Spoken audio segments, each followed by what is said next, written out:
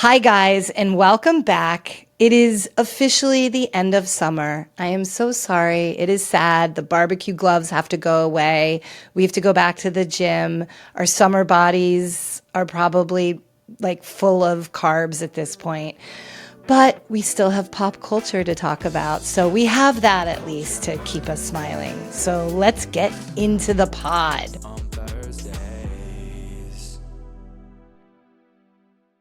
All right, guys, I have my glasses. They're dirty. I'm a little discombobulated today. I'm going to be honest with you. I am very much in vacation mode. I am recording this on Labor Day because I am working on Labor Day. I have just gotten off an airplane from, I don't even know how to say it. I talked about this last week, but from Jacksonville, Florida, which was awesome. Like, this city is huge. It is huge, like Jacksonville City, and then, which is beautiful. There's downtown that's coming back to life, thanks to my friend Britt, who is building this amazing members club called the June, which I will keep you posted on. And you have like this beautiful, like old school city with Spanish moss and these old trees. And I didn't even know Jacksonville's on a river, like rivers, like, but not a river that like it looks like an ocean or a bay, really, I guess you could say, but it's a river. And then you have Jacksonville Beach, which is all one city, but that's like 40 minutes from Jacksonville. And then there's the beach. And there is an interesting tie-in to today's pod because I was staying in Atlantic Beach, really technically right on the cusp of this little community that's so gorgeous. It's like very, very beachy, called Atlantic Beach and Neptune Beach. And that is very important to today because the news that was heard around the world that of course came out immediately after we recorded the pod last week was our Tay-Tay and Travis got engaged. The Travis engagement that stopped the world, literally stopped the world. Like no other, you could put all of the pop culture news together from the beginning of the year until last week. And there we have it. It was the engagement heard around the world. We're all rooting for her, or a lot of us are.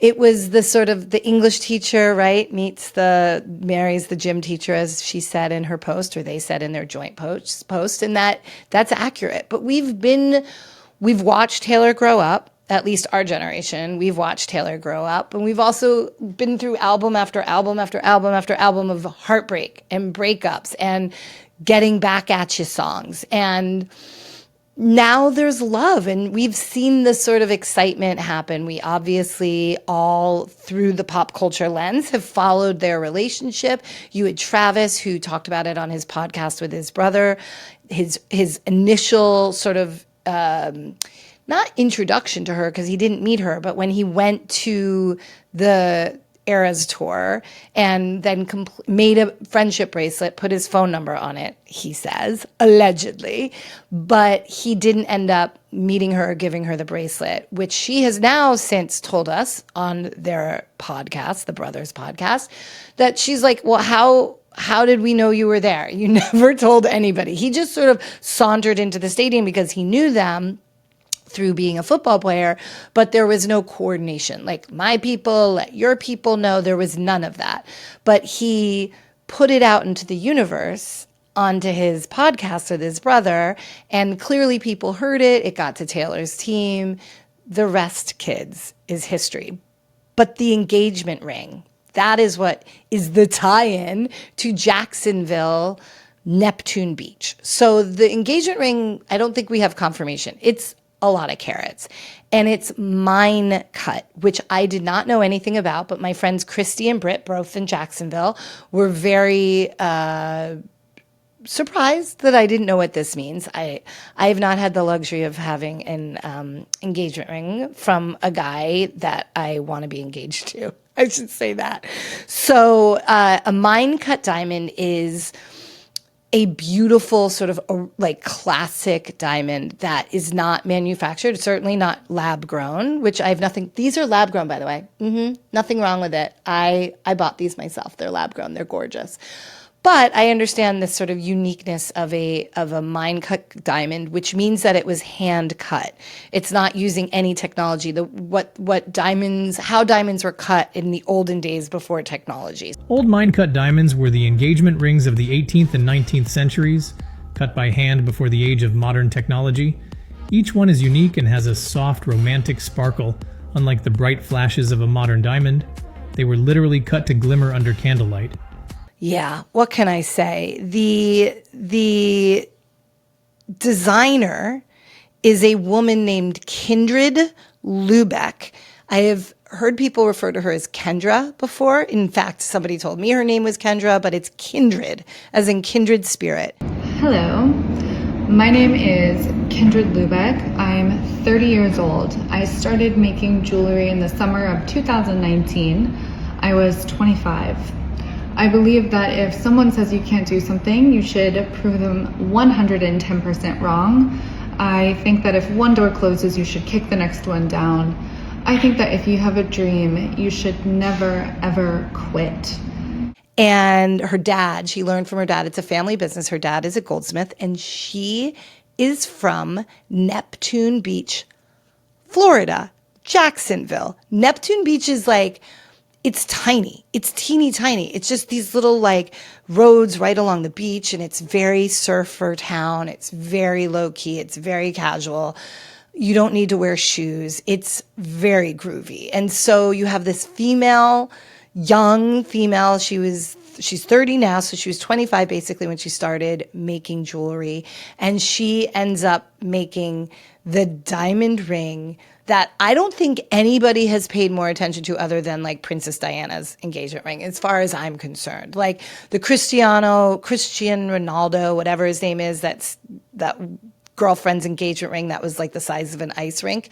People were horrified by that, but Taylor's very classy. Like, I think somebody said it's probably much prettier in person. It's pretty. It's beautiful. It's very her. It's very folklore-y to me. It's very much in her ethos, but I bet it's a stunner in person. I just don't know if it photographed that well. But the fact that the designer is this young woman, like, how did they find her? She has a studio in New York, so there is obviously a connection there because Taylor lives in New York, though she's probably not going to live there much longer. She'll always keep a place there. But this is the news heard around the world. I will say the only thing louder in a different way than the Taylor Swift engagement was the rumors that Donald Trump had died. And we all have heard that. I know a lot of people were very hopeful that those rumors were true. We still don't have all the answers. This is not a political podcast. I'm not going to talk about Trump, but I have to talk about pop culture at times when it's super relevant in the political spectrum. And that is, it started on TikTok and then it spread to other social platforms. And then, everybody, you guys heard it. It was like, is Trump dead? He hadn't been seen since like last Tuesday. And then the White House allowed a grainy photograph taken from far, far away of the president being on his way to golf, but he did not look good even in that picture. But they're not having him speak. They're not having the press corps anywhere near him. There's a lot of speculation that he's had a stroke, that he is not being allowed to speak in public. The tweets or whatever Truth Social posts that he's posting, some are even dissecting and saying it doesn't really sound like him. I don't know. I know that be careful what you wish for. That's all I have to say, because I just be careful what you wish for, because I know we're not political, but there is this meme, the JD Vance meme that continues on, the fat face meme of it's meant to be Jackie when she was on the airplane after her husband was assassinated, John F. Kennedy. And she's on the airplane, like dazed and confused, and Johnson is being sworn in, right? That's what happened. So this meme is Jackie is now Melania. Johnson is JD Vance, but the fat kid meme. It's sort of good. It's sort of good. But be careful what you wish for, all right? I'm just saying. So the only thing louder than Taylor and Travis's engagement but for very different reasons, was that sort of collective enthusiasm, I might say, that people had from all walks of life in just speculating that the president had died, which is a very strange thing. Another strange thing is that Trump had been asked, this is previously before he suffered this stroke that the internet has diagnosed him with, he was asked to comment on the Travis and Taylor engagement. And I was really going to play his voice, but nobody wants that. You guys don't want to hear that from me. You don't want to hear that man's voice through your headphones right now. So I'll just say he was surprisingly gracious.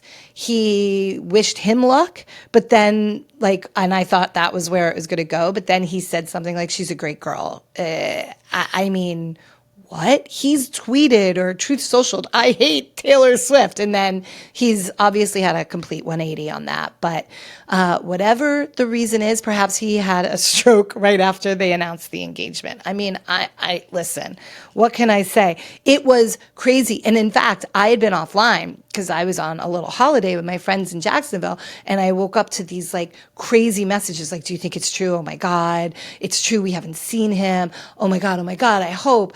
And I'm like, what is going on? And then, then I saw. So I was the last to see that little pop culture trend. But Kindred Lubeck made this ring. This is a ring that now I think is going to set off a massive trend. You're going to see people get engaged. She's going to get pregnant. This is our prediction, right? She and Travis are going to get pregnant immediately after the wedding. And then there's going to be a big baby boom and Elon will have to just zip it because the population crisis will go completely away, disappear, because Taylor Swift, if she ever has a kid, whether she adopts or has a baby, there will be a baby apocalypse. Everybody will have babies. So you have a bunch of engagements, weddings happening, right? You have Selena Gomez and now you have Taylor. So that is going to be what everyone is thinking about over the next year. Where is the wedding? What's the wedding dress? So forth and so on. I will say I didn't totally disagree with this girl's take because I think Taylor, even in the engagement photo, Taylor's whole thing is dressing in a relatable way. She has more money than God. She has access to unbelievable designers, but she wears really accessible clothes. Sometimes we're like, what is she wearing? But she wears things that you could buy in a store. She's not wearing crazy Kim Kardashian outfits as she's walking through the streets of New York. She's wearing accessible clothes, including this dress that she wore in her engagement, which I think is Ralph Lauren or something, or a bunch of girls posted their themselves in their dress because they owned it. So it feels very relatable. She's very smart. I think it's all strategery for sure. But there are people who are like, well, this woman's take on what her wedding dress is going to look like is sort of, in my opinion, probable. She's going to wear an ugly dress. Her wedding dress is going to be ugly. Name one dress of Taylor Swift's that's ever been good. Is it going to be something we like? We have no idea. We're going to be paying attention to every single detail of this wedding. And, for their sake, I hope they get to have some privacy. It's going to be really difficult. It's going to be the picture of the century. But it'll be interesting to see what direction she goes in. But there's a lot. Even her fans are like, the dress isn't going to be good. We just know it. We just have to be okay with it. We just have to know the dress isn't going to be our thing. But I will say it may be, the news really was people were screaming, crying, carrying on. I know that last time we talked about Taylor, a week or two ago, we were talking about the album and the album release and the craziness and how all the brands got involved. In this moment in time, the real world, real people just were so overjoyed and hysterical. I just want to give you a compilation. Let's start with my favorite, the professor who canceled his class and his exam. Hello class, as you know, we were supposed to have a biochem midterm today, but Taylor and Travis just got engaged. No way. Due to this information, I can't focus. You all can't focus. Class is canceled. Get out of here. We gotta go. We need time to process this information. And there's so many others. We could sit here all day. I could show you, but here are just a few it'll just give you joy. It'll make you really happy. It will also make you think that nobody was ever that excited for you. Nobody in your own family was excited for you when you told them you were getting married, you were having a baby, you passed the bar exam. Like nothing will top this excitement over how people reacted to the news. I mean, absolutely no offense when I say this, but I'm 100% happier for Taylor Swift and Travis Kelce than I have ever been for anyone that I have ever known personally that has gotten engaged. Taylor Swift is engaged! She's engaged! Taylor Swift is engaged. Taylor Swift is engaged. Come back to me. She just posted it. Oh my God. Oh my God. Taylor Swift posts her engagement to Travis Kelce via Instagram like some girl I went to high school with. And I'm just supposed to go back to work? I'm just supposed to... I can't function. This is... What am I supposed to do? I mean, it's delightful. It brings us together.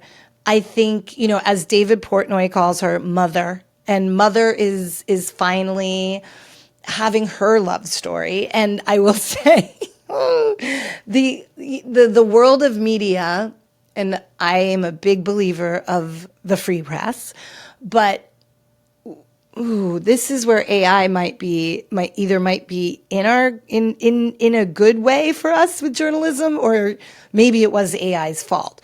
But every single headline at one point was the same. There was no originality. It was her love story. And just here's an example. I mean, come on, guys. It was so boring. Come on. Just work a little bit harder. Connect the dots a little more. Don't be so lazy. It was lazy journalism. We could have so much fun with this. I don't even understand why every single, and I mean people I know, people I love, people whose writing I love, you were lazy. All of you, lazy. We can be better. We must be better. We have time now during her engagement. We can practice our headlines for the wedding. There are lots of puns that we could do, but let's not all use the same pun. Let's just make a pinky swear that we're going to be better. I'm speaking to all of you journalists who are listening, and I know there are a lot of you listening. Okay, so I don't know what else I could say about this engagement other than there really wasn't anything else to do. I mean, I couldn't work for the rest of the day. And I say that in all seriousness as a 51-year-old woman who runs a business, who has clients that I'm sure don't appreciate hearing this. Thank you, Live Nation, for helping with my podcast. I mean, I'm always there for all my clients, but it really was we had to live in the internet. It was such an online moment to just see how people were reacting. It brought joy. It really, really did. There's some other things that brought joy, though. So if there's other things I could talk about the engagement, remind me, because I'm on vacation mode. I'm still in the sweatshirt that I wore on the airplane. I have not done my hair. So if there's something I missed about something pop culturally related to this topic, email me, Instagram message me, DM me, tweet at me, whatever, and we'll talk about it next week. I promise. Oh, wait, do I promise? I'm going to be in Park City, Utah next week. We might have to do a remote podcast, my babes, but we'll see. One thing that I am sure that Taylor is doing with her trainer, or maybe not, because she's not middle-aged yet, but I don't know if you guys are familiar. I'm sure you are. Certainly if you're a woman, you are. How do I say this delicately? I have one. I'm looking at mine right now across the studio. I am looking at my beautiful weighted vest. The weighted vest that I put on when I'm on my treadmill. It was given to me by my friend Melissa on my birthday. And I felt like it really put me into the world of I am now officially in that sporty middle-aged woman thing. And I see it everywhere in West Hollywood. I see it everywhere around Los Angeles. And then in Jacksonville, I went to get a coffee. I'm in like my little bikini top. I am just strutting my stuff with my little Havianas, walking to get my Starbucks. And I saw from leaving my hotel to the Starbucks, which was like a 6-minute walk. I'm no joke, not even joking, saw 30 women in their weighted vests, full on, like with each other. They're in their pickleball outfits or they're in their running gear. They've just come off the beach. They all have their big coffee or their big sippy cup and their weighted vests. So the weighted vest thing, I think you can be in one of 3 categories, and maybe you're all 3. I don't know.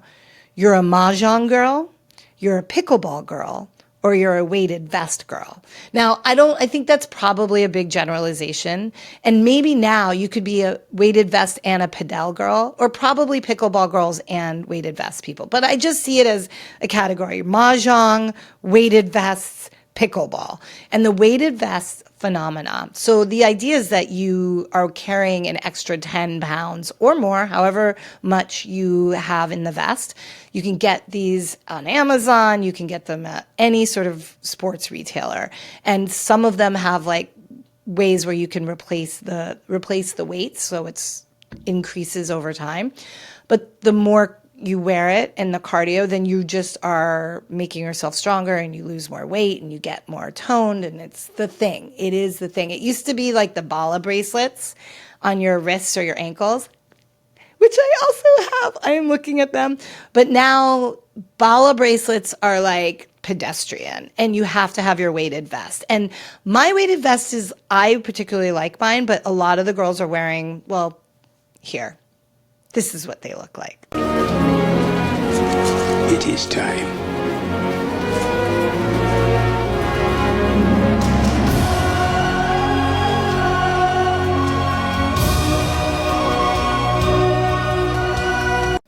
Yeah. Yep.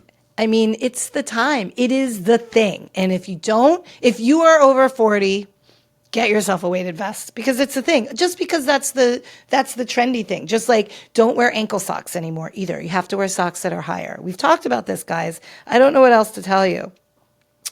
Okay. Before we get into the last thing that I really want to dig into, have you guys seen the Cardi B trial? I mean, seriously, this is the best television. This is, I can't believe it's real. So Cardi B is on trial from she's being sued. It's a lawsuit by a former security guard that I think sued her back in 2019. I think it's pre-Panty. I'm pretty sure it was pre-Panty. 2018, in fact. And she's there in court because it went all the way. She is clearly being very, no, I wouldn't say stubborn, righteous. She doesn't feel that she should settle. Usually that's what that means. So she's gone to court. And this is televised. And the lawyer on the other side is bananas. I can't even do it justice. Let's just roll the tape, as they say. Yesterday you had black hair, short hair. Today it's blonde and long. Which one is your real hair? Or are they both real? They're wigs. You said she's bigger than you? Is that correct? Absolutely. How do you know that? I mean, look. I was a little I don't want a guy that I work with to know I'm going to a vagina doctor. Okay. Why were you concerned? Because I'm pregnant and this girl's about to fucking beat my ass. Hello? Hello. Hello, I'm here. She's much taller, but she was practically my height. But she is What? Say it. Security heavy. You having a verbal altercation? We having, I'll say, a debate.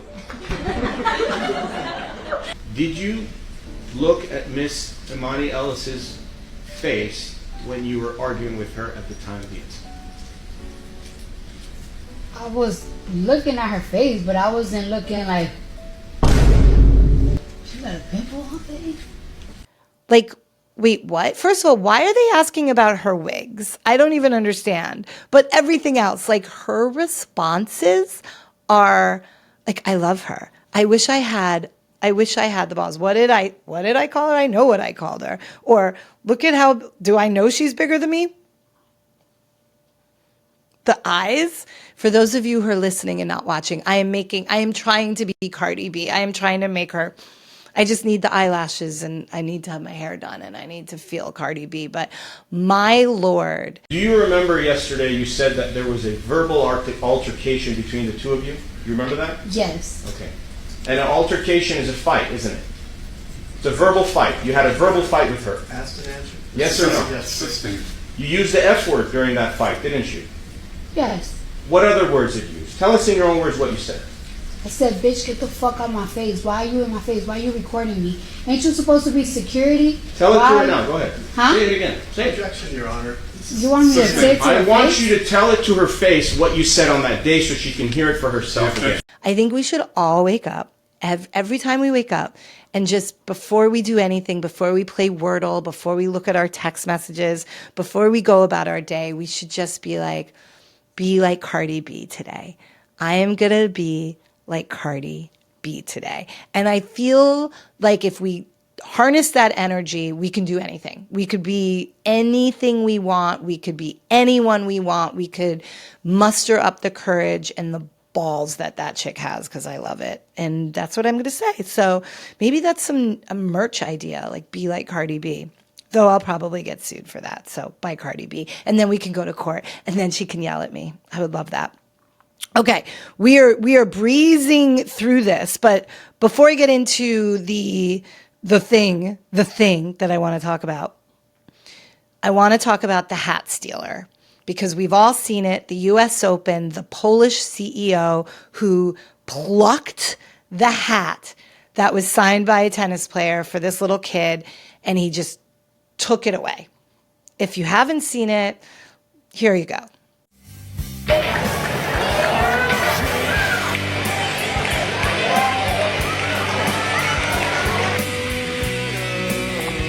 So that's right. That was a grown man in the stand stealing that hat from a child after the winner of the U.S. Open match, Kamil Marchek. He greeted the fans and he gave the kid his hat. I mean, and I'm not going to lie, when I first saw it, he looks very similar to a friend of mine, to a very good friend of mine who is European. Like, there was no question this guy was European. And my friend, I was like, oh my God, would he have done that? Maybe it was like his godson. Was that him? Was this just like a big joke? Did we not see the next part of the video where they're related somehow? The guy was so clearly European, but thankfully it was not my friend. But we were horrified. He became the most hated man on the internet. It went from like, we're talking kiss cam level CEO. This is another CEO. Is CEO of some like paving company, but very successful, very good looking. His wife is there. And then we were confronted with his statement. And I want to preface this by quotes, air quotes. Okay, so this is a statement we all heard that he put out shortly after it became viral. Yes, I took it. Yes, I did it quickly. But as I've always said, life is first come, first served. If you were faster, you would have it. I remind you that insulting a public figure is subject to legal liability. All offensive comments, slander, and insinuations will be analyzed for the possibility of taking the matter to court. Okay, it was so outlandish. At first I was like, oh my God, did this fucker actually say that? And then I remembered very quickly that we were given a statement that was similarly, I can never say this word. This is my dyslexia.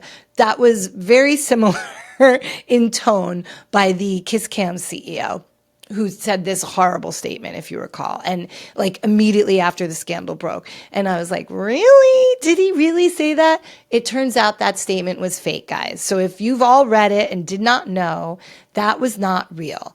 And whether it was AI generated, we have become a society that will believe everything we see immediately. We are not questioning it. We have a administration that pushes out lies. So we are just being fed lies, lies, lies, and we can no longer decipher whether bunnies are jumping on a trampoline or not. Like, not real.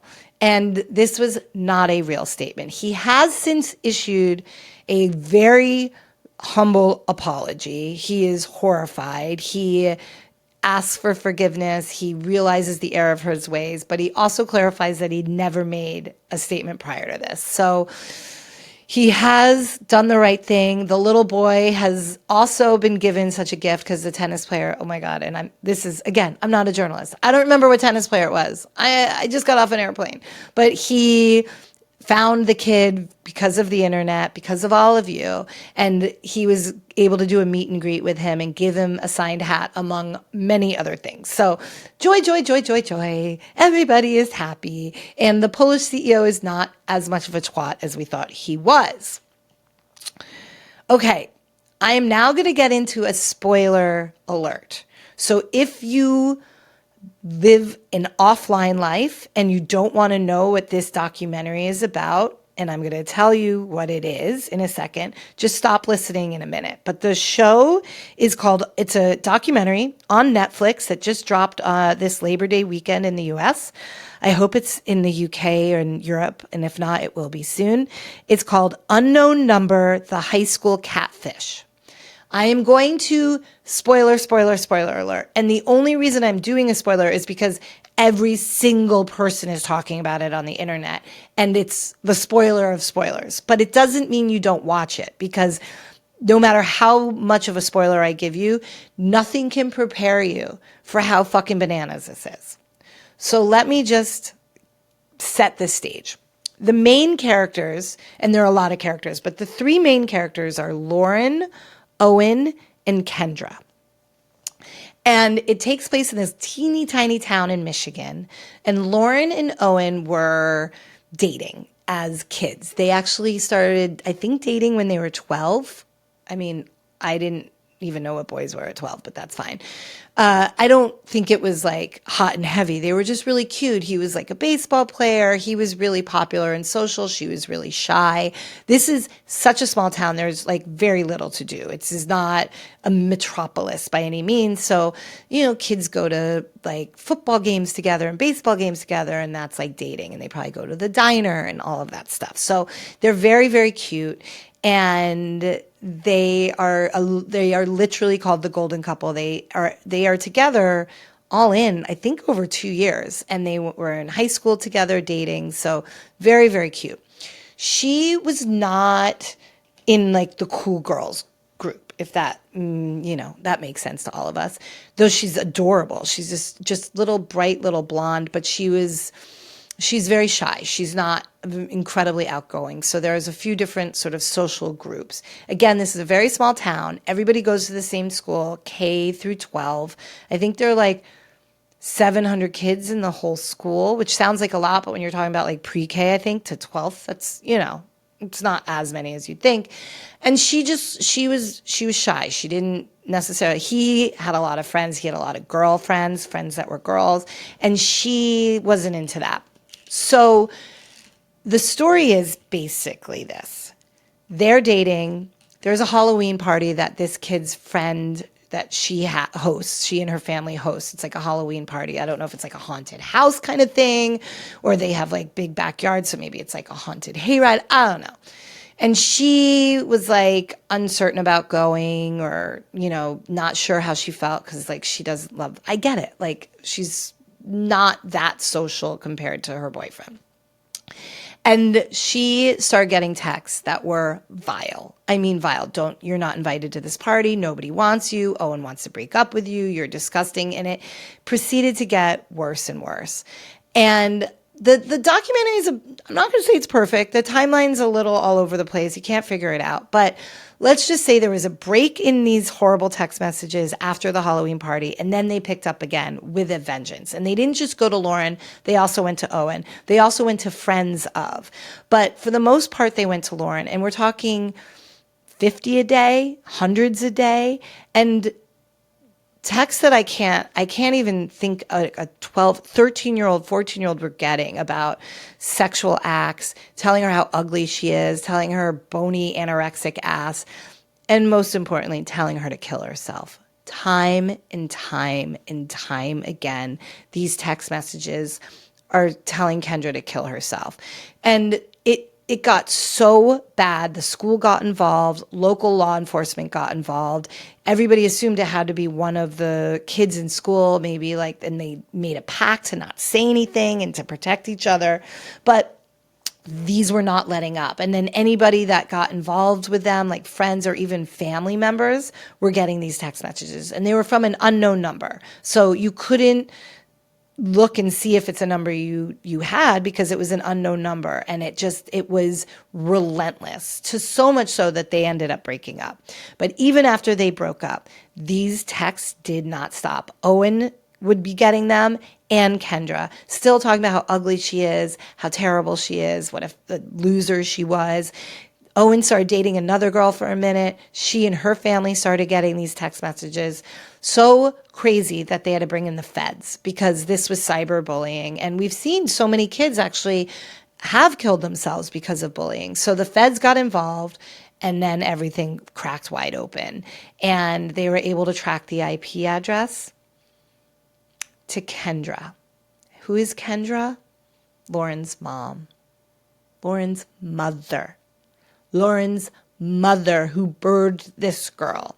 So before I even tell you more, just here are some TikToks that, TikTok has gone crazy, but here are some.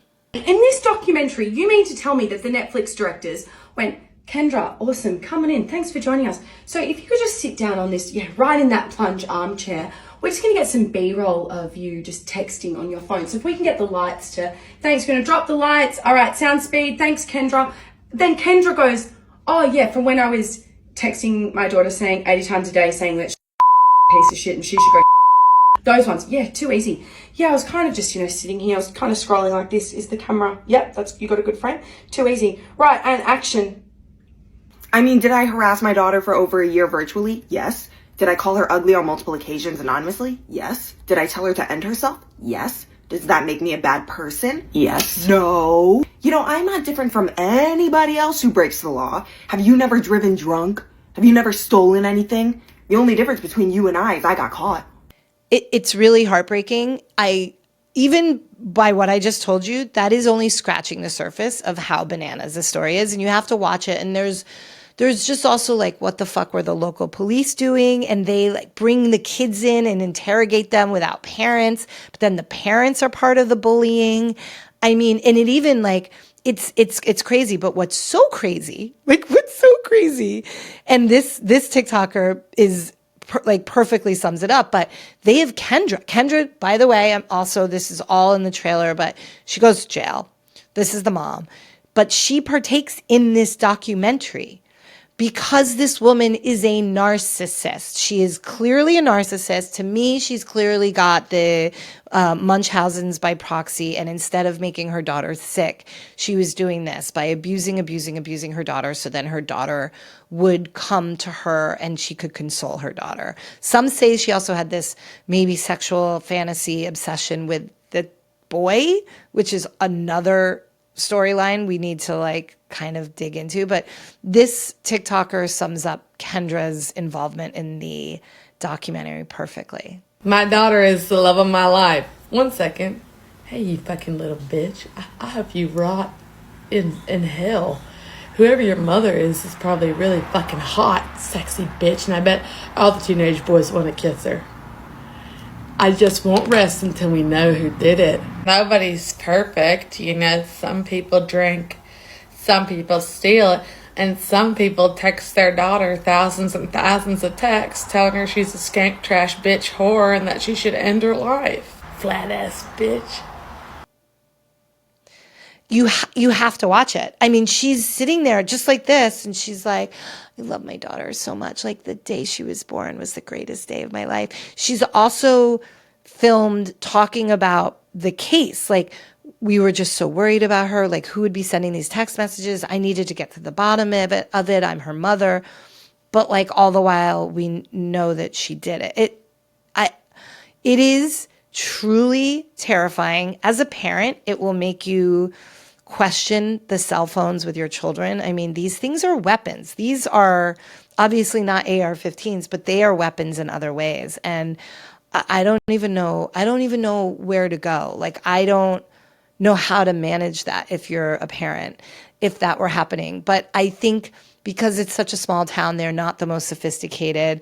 The fact that it went on 18 months, guys. They allowed this to happen 18 months. The local authorities, the principal of the school, like, it's just like one ding dong after the next. Because if that were me, if that were any of my friends with kids, like, that shit would be shut down within 24 hours. The feds would already be involved in 24 hours. Like, any threat of like, you should kill yourself, shutting it down. So you should all be checking your kids' phones. That's all. I just, it took them like a good chunk of time before they went to their parents. Like, I would have gone to my mother the second I got a text like that, but they were probably embarrassed. There was lots of sexuality, sexual innuendos.